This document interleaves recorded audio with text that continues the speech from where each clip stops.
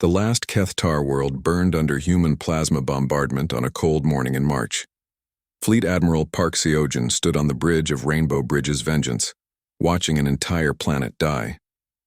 The atmosphere glowed red as the final cities were reduced to molten glass. No emotion crossed his face.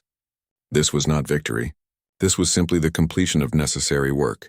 "Sir, atmospheric burning is complete," reported Captain Ojian. "All population centers eliminated. No life signs detected on any scanners. Confirmed.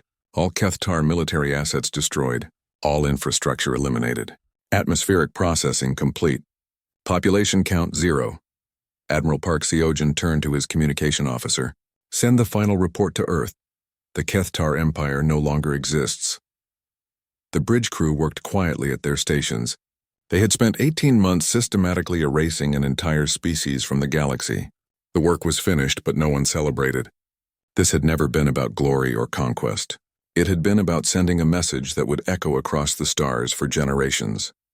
In the depths of space, automated beacons activated around the dead Kethtar homeworld. They broadcast a simple message in every known galactic language. Here died a species that thought human children were acceptable targets. Learn from their mistake, the galaxy had learned. 7 alien species voluntarily withdrew from human space within weeks of the final bombardment. The Zenthari Collective, which had ruled the Galactic Council for centuries, announced they would respect human territorial claims without question. 3 smaller governments collapsed, entirely as their populations demanded they never risk provoking humanity.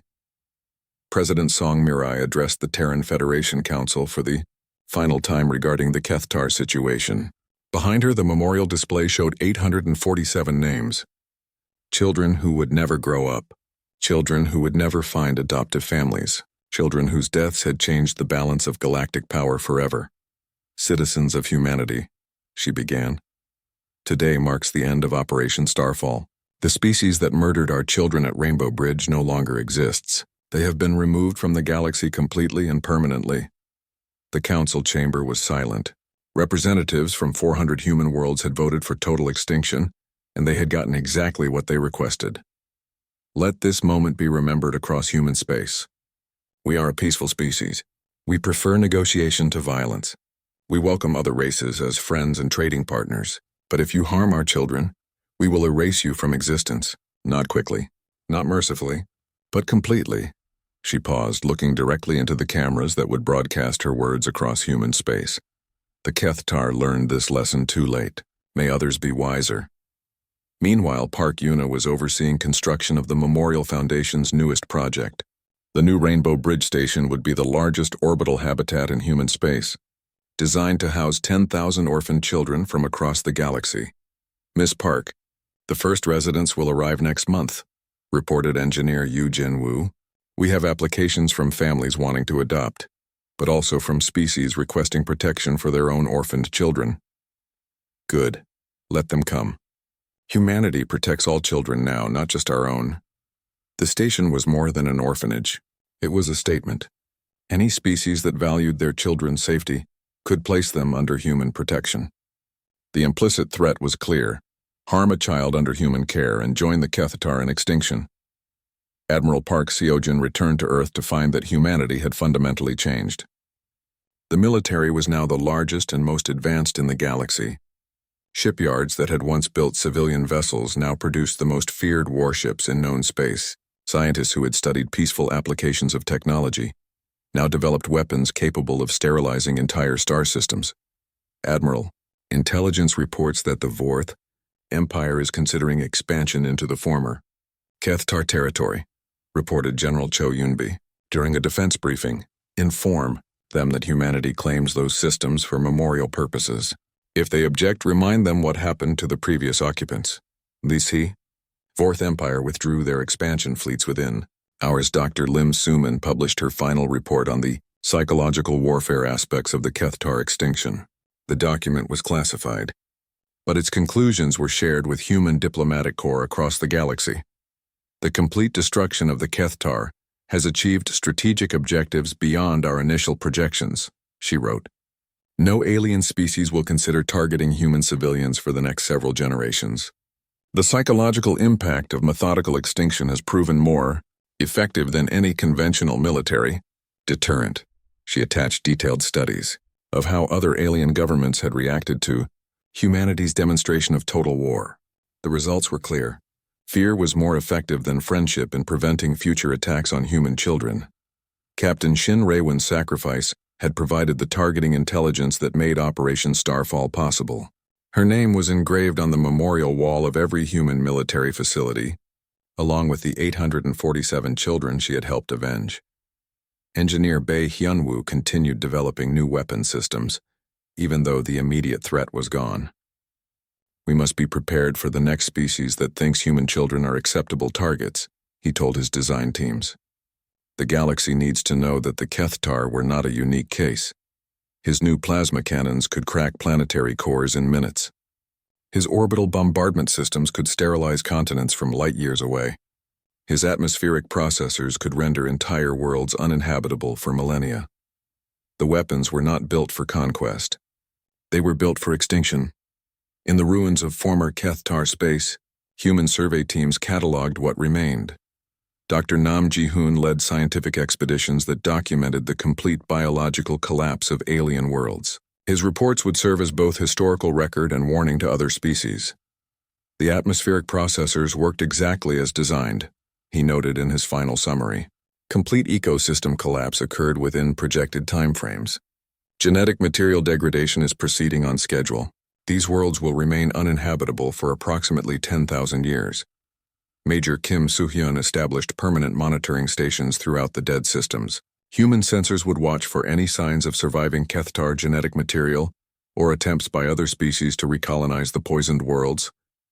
Sir, some aliens are calling this genocide, reported one of her subordinates. It was genocide. We committed it deliberately and completely. Let them remember that when they consider threatening human children. Park Yuna made regular visits to the dead Kethtar homeworld.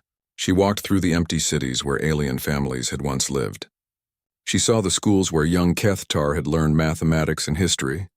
She visited the hospitals where alien doctors had treated sick children. All of it was empty now. All of it was silent forever. Do you feel guilty about what happened here?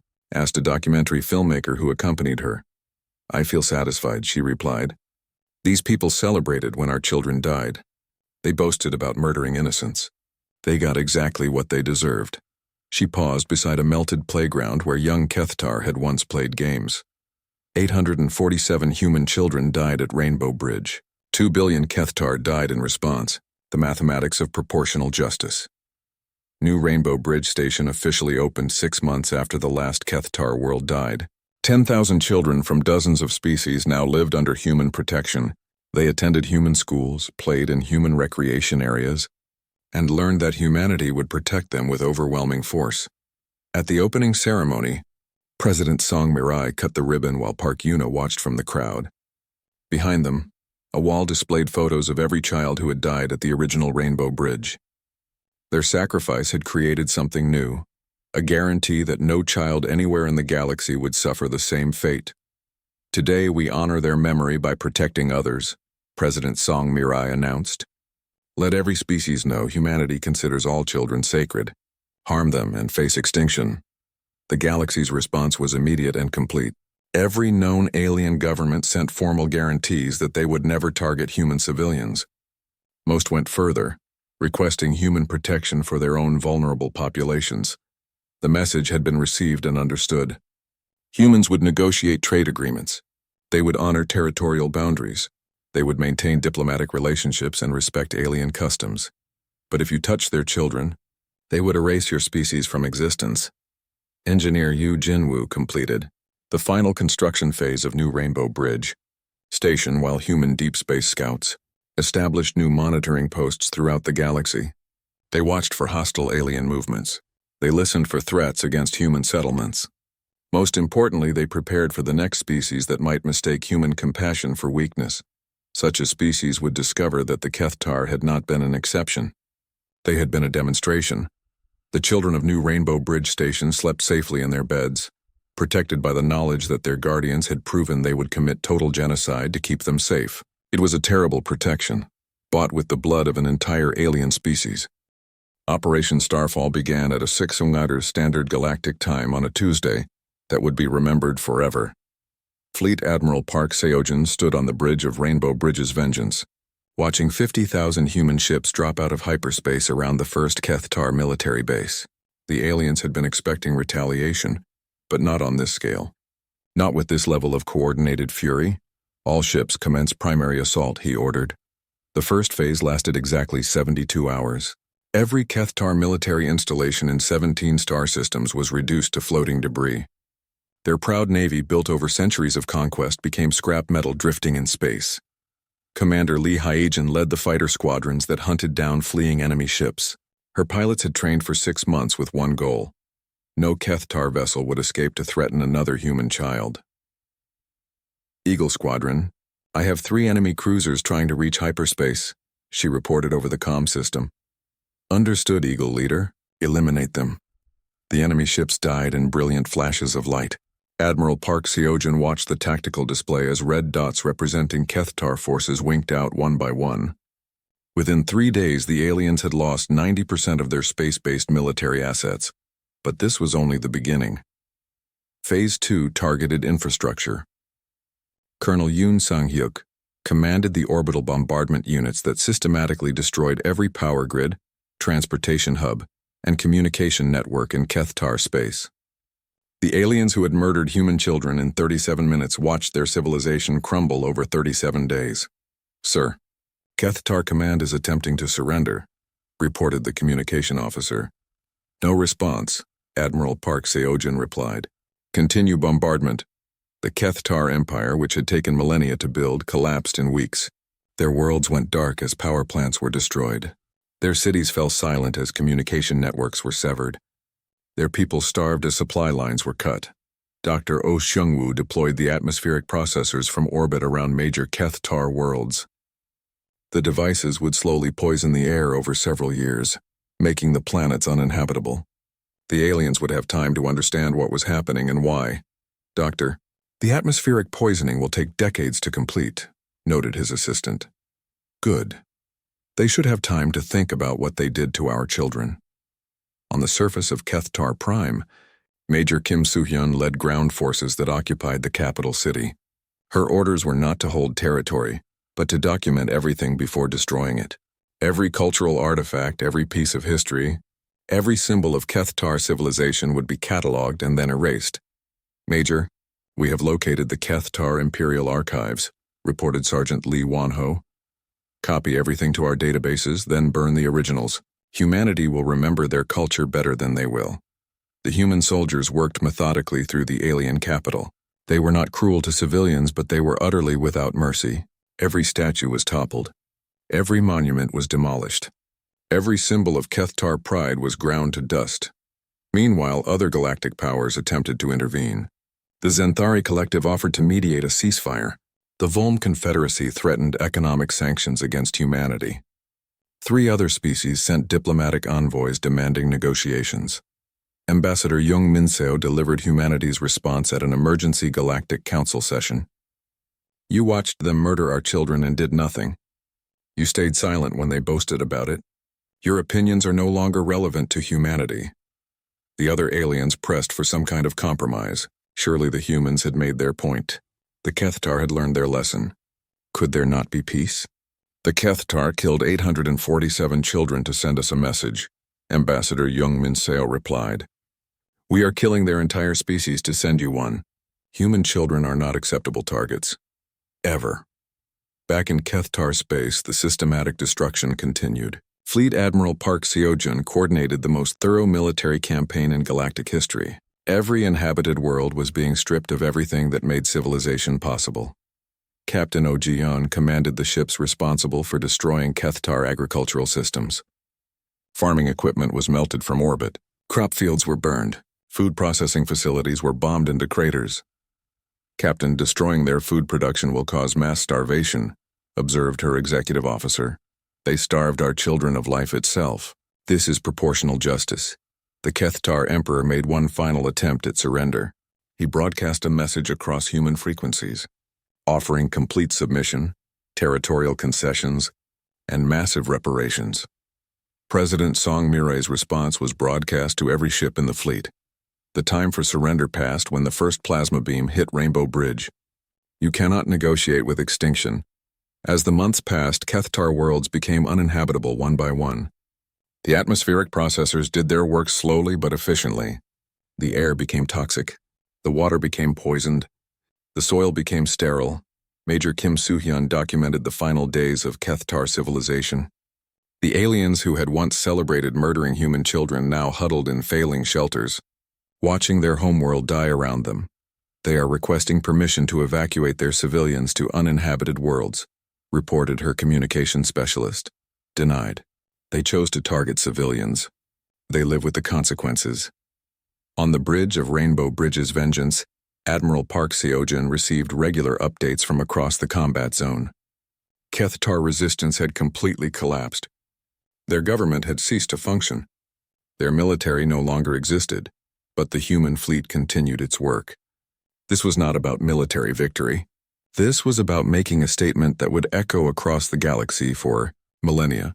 Dr. Nam Ji-hoon's biological weapons teams deployed the final phase of extinction protocols on SciFiPrime.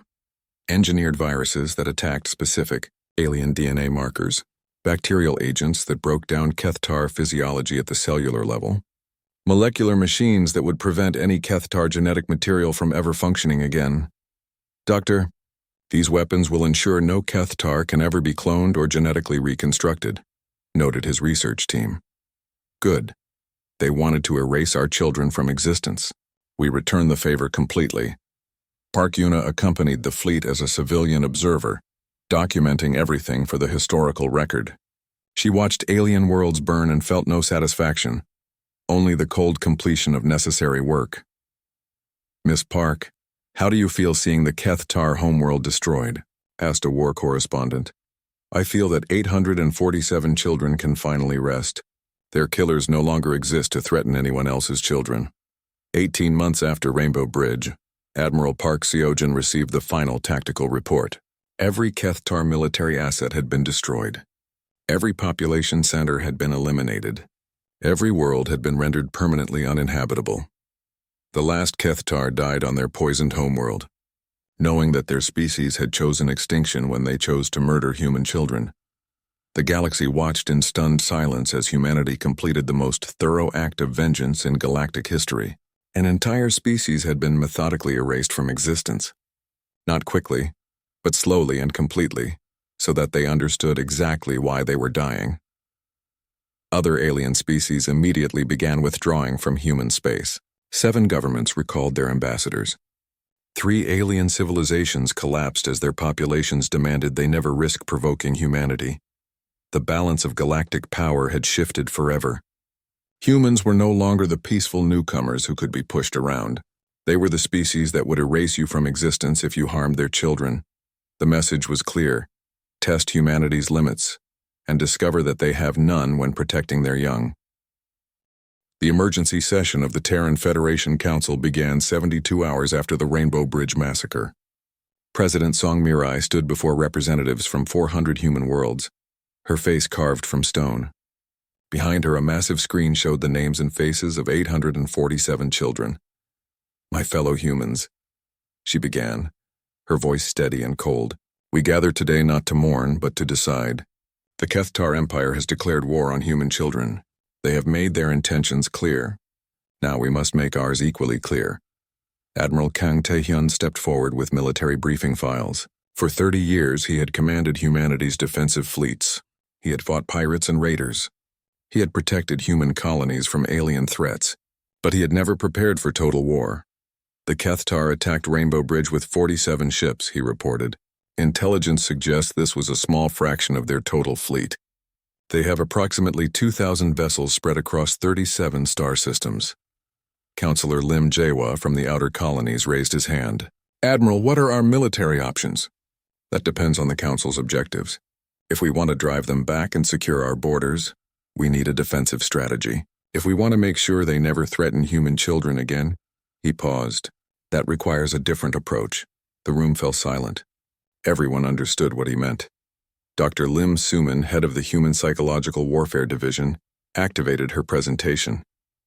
Council members, I've been studying Kethtar society for the past 3 days. They are a rigid military hierarchy that respects only strength. They attacked our children because they see human expansion as weakness. They believe we will negotiate rather than fight. What do you recommend? Asked President Song Mire. Complete societal destruction. We do not just defeat their military. We erase their civilization from existence. We make them a lesson for any other species that thinks human children are acceptable targets. The vote was unanimous. 400 worlds spoke with one voice. The Kethtar Empire would cease to exist. Within hours, every human shipyard received new orders. Military contracts took priority over all civilian projects. Merchant ships were converted to troop transports. Mining operations switched to extracting materials for weapons production. Engineer Bae Hyunwoo had been designing luxury passenger ships before the attack. Now he worked 18-hour days creating new weapon systems. His team developed plasma cannons that could crack planetary shields. They built missile systems that could track targets across solar systems. They designed bombs that could render entire worlds uninhabitable. How long until the new weapons are ready? Admiral Kang Taehyun asked during his daily briefing. 6 months for the first prototypes. 12 months for full production, Bae Hyunwoo replied.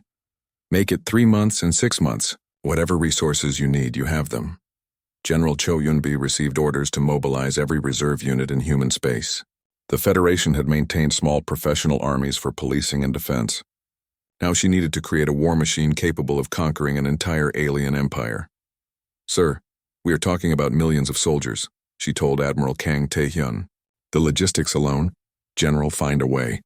The Kethtar killed our children. We are going to kill all of them. Every human world contributed to the war effort. Farmers increased food production to feed the growing armies. Factories retooled their assembly lines to build military equipment. Schools began teaching advanced combat training alongside regular subjects. Most importantly, scientists worked on weapons that had never been imagined before. Dr. Nam Ji-hoon led a team developing atmospheric processors that could slowly poison alien worlds. The weapons would not kill quickly. Instead, they would make planets uninhabitable over several years, giving the inhabitants time to understand what was happening and why. Is this not excessive? Asked one of his assistants. They had 37 minutes to kill our children, Dr. Nam Ji-hoon replied. Their children will have 37 months to watch their world die. Captain Shin Raewon volunteered for the first reconnaissance mission into Kethtar space. Her orders were simple. Gather intelligence on enemy defenses and confirm the location of their homeworld. Captain, this is likely a suicide mission, Admiral Kang Taehyun warned her. Sir, they killed 847 children for no reason except to frighten us. If my death helps us destroy them completely, it is a fair trade. Her small fleet of stealth ships penetrated deep into enemy territory. What they found exceeded their worst fears. The Kethtar were celebrating the Rainbow Bridge attack. Their news broadcast showed footage of the burning orphanage, while military leaders boasted about teaching humans their place in the galaxy. Captain Shin Raewon transmitted the intelligence back to human space before enemy patrols detected her ships. Her final message was simple. Confirmed 37 major worlds, 2 billion population. Recommend complete sterilization of all inhabited systems. She died fighting a superior force, but her sacrifice provided the targeting information humanity needed. Meanwhile, Park Yuna was recovering in a medical facility on Earth. Every day, officials came to interview her about the attack. They wanted to understand exactly what had happened. They needed details for the War Crimes Tribunal that would come after the Kethtar were extinct. Miss Park, can you tell us about the children's final moments? Asked Dr. Oh Sung-woo, a military psychologist. They were scared, but they trusted us to protect them. They believed the adults would save them. Her voice was flat and emotionless. They died believing help was coming. How many children were in your shelter? 5. I held them when the ceiling collapsed. I tried to shield them with my body, but they died anyway. Dr. Oh Sung-woo noted the clinical way she described the trauma. Park Yuna was not processing grief normally. She was channeling it into something else, something colder. Miss Park, what do you want to happen to the Kethtar? For the first time, emotion flickered in her eyes. I want them to understand what they did. I want them to know that every death is payment for our children. I want them extinct. The war preparations continued across human space. Admiral Kang Taehyun coordinated the largest military buildup in galactic history. 50,000 ships were under construction. 10 million soldiers were in training. Weapons capable of destroying entire civilizations were being tested. Other alien species watched nervously. They sent diplomatic messages offering mediation. They proposed peace negotiations. They suggested the Kethtar could pay reparations for the attack. President Song Mire's response was broadcast across the galaxy. The Kethtar declared war on human children. We accept their declaration. There will be no negotiations. There will be no mercy. There will be no survivors. The message was clear to every species. Humanity was no longer playing by galactic rules. 6 months after Rainbow Bridge, Fleet Admiral Park Seojin took command of the assembled human armada. 50,000 ships filled the space around Earth's moon. They carried weapons designed specifically to erase the Kethtar from existence. The fleet's flagship was named Rainbow Bridge's Vengeance. Park Yuna attended the christening ceremony, standing beside the memorial wall that listed every murdered child's name. "Miss Park, would you like to say something to the fleet?" asked Admiral Park Seojin. She stepped forward and activated the ship's communication system. Her voice reached every human vessel in the armada. 847 children went to sleep feeling safe and loved. They trusted us to protect them. We failed. She paused, looking out at the thousands of ships. But we will not fail them again. Make the Kethtar pay for every small life they took. Make them regret the day they learned what human children were. The fleet departed for Kethtar space with orders that had never been given in human history. The complete extinction of an alien species. The galaxy was about to learn that humans protected their children with the fury of dying stars. The first plasma beam struck the eastern dormitory at exactly 1427 Colony Standard Time. Park Yuna was helping younger children with afternoon snacks when the building shook. For a moment she thought it was just a small earthquake. New Jeju had them sometimes. Then the lights went out and emergency alarms started screaming. "Everyone stay calm," she called to the children. "Remember our emergency drills," but this was not a drill. The second plasma beam hit the western wing where the older children lived. The building simply vanished in a flash of superheated light. 63 teenagers died instantly, including Kim Do-hyun, who had been helping 3 younger children with their homework. Captain Han Woo-jin watched helplessly from orbit as his worst nightmare unfolded. The attackers had disabled his platform's weapons in the first strike. His shields were failing. Below, the orphanage was being systematically destroyed. "Get me a communication channel to the attacking fleet," he ordered. "Sir, they're not responding to any signals." The alien ships continued their bombardment with cold precision. They were not trying to capture territory or steal resources. They were simply erasing the children from existence. Director Lee Min-ho ran through collapsing corridors, trying to reach the emergency shelter. Debris fell around him as another plasma beam struck the administration building. Through the smoke he could hear children crying. Some called for their house parents. Others just called for their mothers and fathers who were already dead. Park Yuna gathered as many children as she could find and led them toward the basement shelter. But the building was coming apart around them. A ceiling beam crashed down, separating her from half the group. "Miss Park," 8-year-old Choi Nari called from the other side of the debris. "I can't get through." "Find another way, Nari. Go to the north exit." But there was no north exit anymore. That part of the building was gone. 12-year-old Yoon Ji-won was in the workshop when the attack started.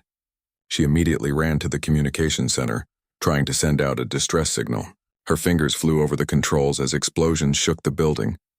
"Mayday, Mayday, this is Rainbow Bridge Children's Home," she broadcast. "We are under attack. 847 children need immediate evacuation." A plasma beam punched through the roof above her. Ji-won looked up and saw the sky burning. She kept transmitting even as the walls began to melt. "Please, somebody help us. They're killing the children. They're killing all the children." The communication center vaporized around her. Captain Han Woo-jin tried desperately to get his weapons online, but it was too late. The attacking ships had planned this perfectly. They knew human defensive systems. They knew exactly how to disable them, sir. "Incoming transmission from the lead enemy vessel," his communication officer reported. "Put it through." The screen showed an alien face unlike anything in human space.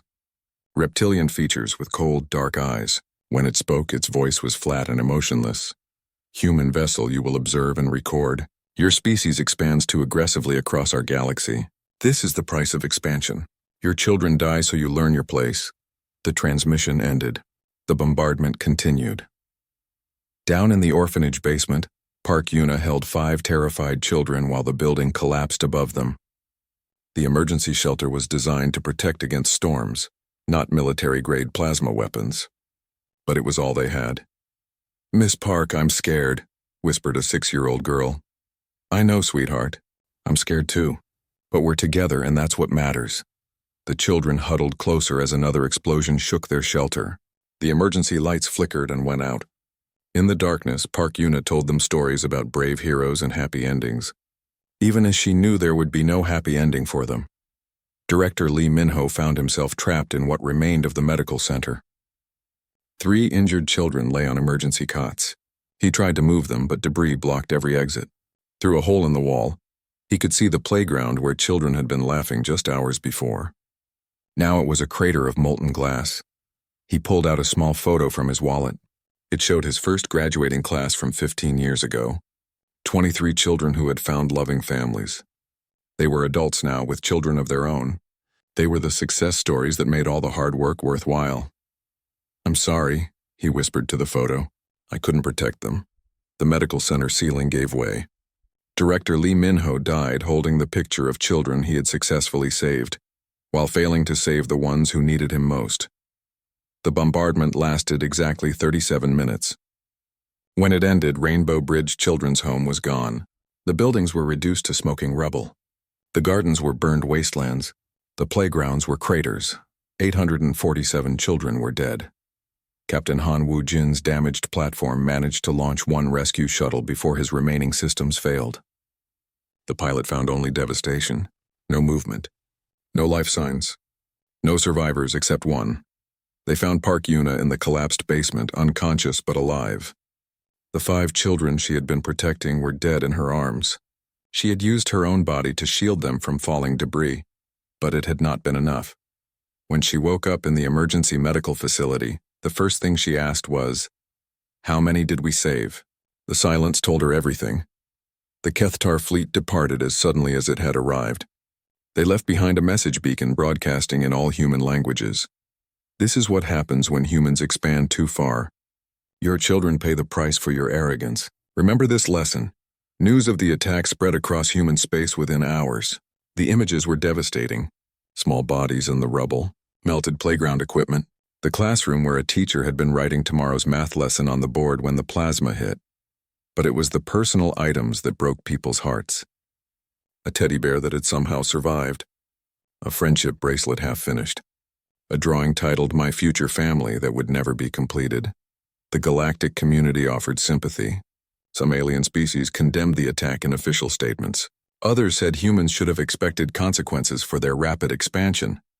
None of them understood what they had just witnessed. They thought they had seen a military strike against a civilian target. They thought they had seen a tragic but understandable act of war. They were wrong. What they had witnessed was the moment humanity's last restraints fell away. For centuries, humans had played by galactic rules. They had shown mercy to defeated enemies.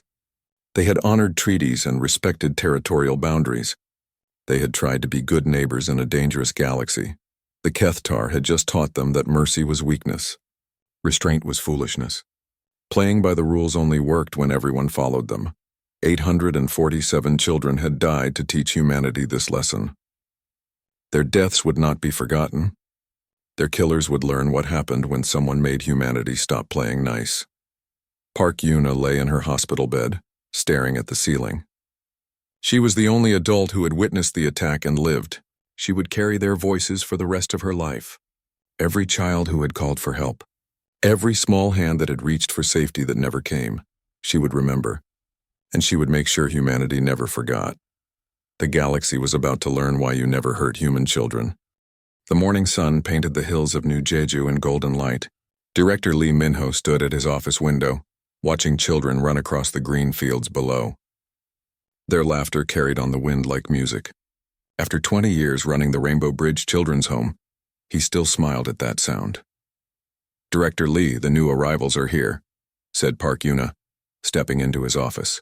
She carried a data pad with information about 3 more orphans rescued from the outer colonies. Pirates had attacked their transport ship. Only these children survived. Lee Min-ho nodded. How are they adjusting? Scared, but the other children are helping them. You know how it is here. Family takes care of family. That was true. The Rainbow Bridge Children's Home was more than an orphanage. It was a real family. 847 children called this place home. They came from every corner of human space. Some lost parents in accidents. Others were refugees from alien raids. A few were simply abandoned when times got hard. But here they were safe. Here they belonged. The orphanage sprawled across 50 acres of the most beautiful land on New Jeju. Gardens bloomed between dormitory buildings. Playgrounds buzzed with activity. The school complex taught everything from basic reading to advanced engineering. The medical center kept everyone healthy. The workshops let older children learn useful skills. Most importantly, the children learned they mattered. They learned that humans protected their own. Park Yuna headed to the main hall where breakfast was ending. Kim Do-yoon, 16 years old and the unofficial leader of the older children, was organizing cleanup duty. He had been here for 8 years, since pirates killed his family. Now he helped newer children adjust. Do-hyun, can you help the new kids today? Park Yuna asked. Of course, Miss Park. Ji-won is already working on it. Yoon Ji-won was 12 and obsessed with technology. She built robots from spare parts and fixed anything electronic that broke. The other children called her a genius. She just liked making things work. In the younger children's area, 8-year-old Choi Nari was teaching a scared 5-year-old how to braid friendship bracelets. Nari had been quiet and fearful when she first arrived. Now she was one of the happiest children at Rainbow Bridge. This was how it worked here. Hurt children healed by helping others heal. The morning proceeded like thousands of others. Children attended classes. They played games during breaks. The kitchen staff prepared lunch while maintenance crews kept everything running smoothly. Teachers worked with students who struggled. Counselors helped children process their losses. In orbit above New Jeju, Captain Han Woo-jin monitored the defense platform's sensors from his command center. The planet was peaceful, but space could be dangerous. Pirates, raiders, and hostile aliens sometimes threatened human colonies. Today seemed quiet. Long-range sensors showed normal asteroid activity in the outer system. A few merchant ships were approaching for scheduled supply runs. Nothing unusual. At the orphanage, lunchtime brought all 847 children together in the great dining hall. They sat at round tables that encouraged conversation. The older children helped serve the younger ones. Everyone shared stories about their morning classes. Director Lee Min-ho walked between the tables checking on everyone. He knew every child's name and story. They were his life's work. Each placement into a loving adoptive family felt like a personal victory. Each child who aged out successfully felt like a son or daughter leaving home. Director Lee called out Ji-won from the tech table. My new communication relay is working. Want to see? She had built a device that let children in different buildings talk to each other during quiet time. It was clever work for someone her age. Very impressive, Ji-won. Maybe you should show the engineering class. After lunch, the children spread out for afternoon activities. Some played sports on the fields. Others worked in the gardens. The workshop classes let older children learn carpentry, electronics, and mechanics. The art studios buzzed with creative projects. Park Yuna found a quiet moment to review adoption applications. 17 families were coming next week for the monthly adoption fair. With luck, several children would find permanent homes. It was always bittersweet when children left Rainbow Bridge, but that was the goal. Every child deserved a real family. She paused at an application from a couple on Earth who specifically wanted to adopt siblings. Perfect for the 3 new arrivals who refused to be separated. Meanwhile, Captain Han Woo-jin was reviewing supply shipment schedules when his sensor officer called out. Sir, I'm detecting hyperspace signatures at the edge of the system. Merchant vessels? No, sir, the signatures are wrong, too big. Too many, Han Woo-jin frowned. Unscheduled arrivals usually meant trouble. Can you identify them? Working on it, sir. They're still too far out. At the orphanage, evening activities were starting. The younger children gathered for story time. Teenagers worked on homework or personal projects. The common areas filled with quiet conversation and board games. Director Lee Min-ho was in his office reviewing the day's reports when his communication system chimed. Captain Han Wujin's face appeared on the screen. "Director, we have unidentified ships in the outer system. As a precaution, I'm advising all surface facilities to review emergency procedures." "How serious is the threat?" Lee Minho asked. "Probably nothing, but better safe than sorry. Make sure your emergency beacons are working." Lee Minho nodded. They practiced emergency drills monthly. The children knew what to do if danger came. But Rainbow Bridge had never been threatened. Who would attack an orphanage? As the sun set over New Jeju, the children prepared for bed. The younger ones needed help with baths and bedtime stories. The older children supervised study time and lights out. House parents made sure everyone was safe and comfortable. Park Yuna did her evening rounds, checking each dormitory. 847 children slept peacefully in their beds. They dreamed of adoption families and bright futures. They felt safe in the only real home many had ever known. In space, the unidentified fleet emerged from hyperspace. 47 warships of unknown design dropped their stealth systems and began moving toward New Jeju. Captain Han Wujin stared at his screens in shock. "Raise planetary shields. Send a priority alert to Fleet Command. All civilians to emergency shelters immediately." But the attacking fleet had studied human defensive patterns. They knew exactly where to strike to cause maximum damage. They knew the orbital platform's weak points. Most importantly, they knew that humans valued their children above everything else. The Kethtar Empire had decided to send humanity a message. If humans wanted to expand across the galaxy, they would pay the price. And the price would be measured in the lives of their most innocent. As alarms began to sound across New Jeju, 847 children woke up in confusion. They had gone to sleep safe and loved. They would not live to see another dawn.